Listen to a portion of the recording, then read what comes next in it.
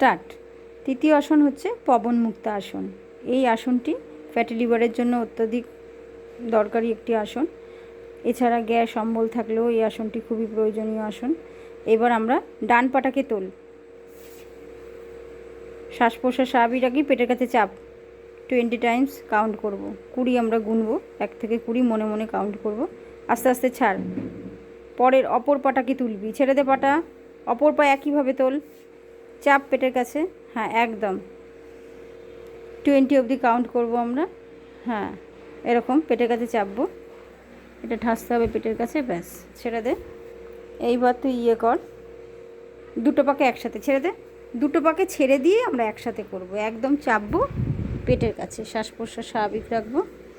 এটার নাম হচ্ছে পবন মুক্ত আসন। পা সমান থাকবে বাবু, ছেড়ে দাও হাত, পা মেলে, এবার পা মেলে দে, ছেড়ে দে, হাত স্বাভাবিক দে, একদম